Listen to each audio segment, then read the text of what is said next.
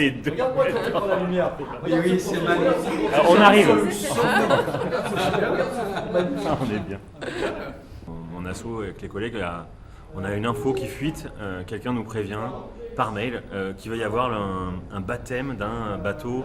Tout ce qu'il y a de pire pour nous, quoi, c'est le plus grand chalutier français qui va être inauguré en grande pompe avec toutes les huiles. Les institutions, les maires, les députés, toute la bande, tout ça à Concarneau, donc dans le Finistère en Bretagne, pour un bateau qui représente tout ce qu'on n'aime pas. C'est un bateau qui ne va pas du tout pêcher en France, qui va débarquer du poisson congelé, qui va être débarqué aux Pays-Bas uniquement et qui sera ensuite expédié dans des marchés lointains, notamment en Afrique de l'Ouest et au Moyen-Orient, et qui va arriver moins cher que les produits de la mer pêchés localement.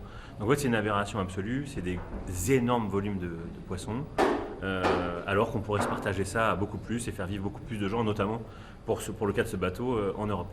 Et donc avec le collectif de pêcheurs auquel je participe, on s'est dit en fait il faut qu'on saisisse l'occasion pour déjà dire qu'on n'est pas content, qu'on trouve ça aberrant, et puis symboliquement pour dire que ce genre de bateau, leur existence vont à terme condamner la petite pêche. Et donc, on s'est dit, pourquoi pas organiser contre ce baptême des funérailles. Et donc, on a envoyé en fait un faire-part de décès, invitant les journalistes aux funérailles de la petite pêche, le même jour, au même endroit, à Concarneau.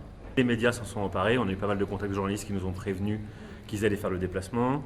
Le bouche à oreille dans notre réseau de pêcheurs a super bien marché et on a eu des échos de pêcheurs normands, des Hauts-de-France, du Var, du Pays Basque, de La Rochelle, de d'Oléron, qui nous ont dit ok, on fait le chemin, on vient jusqu'à Concarneau et on fait l'événement et la manif avec vous. Et en fait j'apprends la veille, en fin de soirée, que la manif est interdite par la préfecture du Finistère. On se dit qu'on va maintenir quand même la conférence de presse qu'on avait prévue dans un bistrot sur le port, mais on est un peu en veillée d'armes avec les copains chez moi, en se disant mais qu'est-ce qu'on fait quoi, on peut pas faire de manif, tout le monde vient, comment on fait parler du sujet, on est un peu triste, clairement on est un peu déçu, et j'ai Sandrine, une de mes potes qui pêche à Royan, qui est là, et qui a toujours des bonnes idées, et Sandrine, l'apéro aidant, est pleine d'idées et d'innovations, et nous dit en fait les gars, il faut qu'on se mette à poil.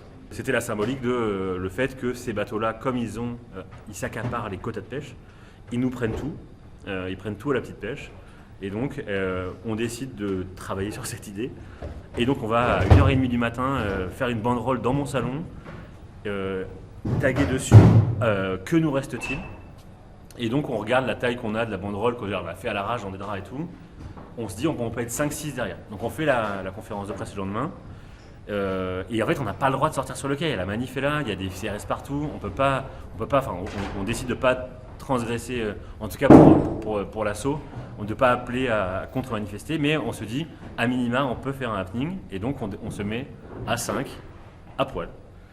Et cette image, cette photo de 5 personnes à poil derrière une banderole où il y a écrit que nous reste-t-il, fera en fait le tour des médias et permettra en fait de pouvoir trouver un public et de faire parler de notre sujet.